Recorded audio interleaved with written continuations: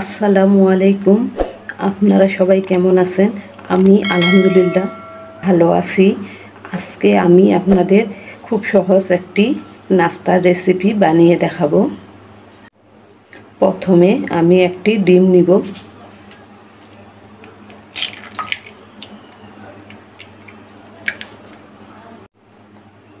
Half cup চিনি দিব। ডিম আর চিনি ভালোভাবে মিশিয়ে নেব।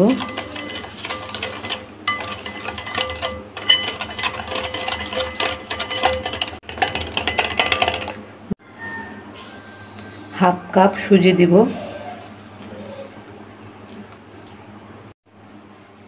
1 কাপ আটা দিব,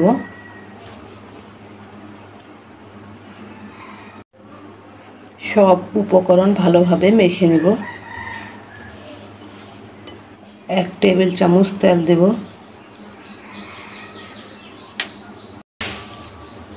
10 মিনিটের জন্য ঢেকে রাখবো। 10 মিনিট পর এখন আপনারা আপনাদের পছন্দের মতো ডিজাইন করতে পারবেন। এর উপর একটু ডিজাইন করে দেব।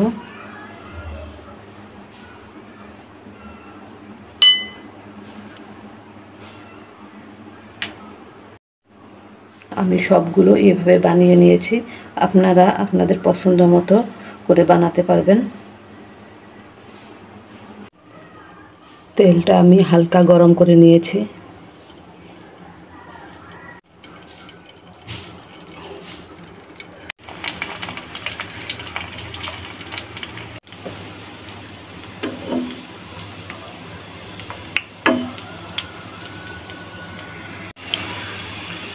এই নাস্তার রেসিপিটা ছোটরা তো পছন্দ করবেই, তার সাথে বড়রাও অনেক পছন্দ করবে।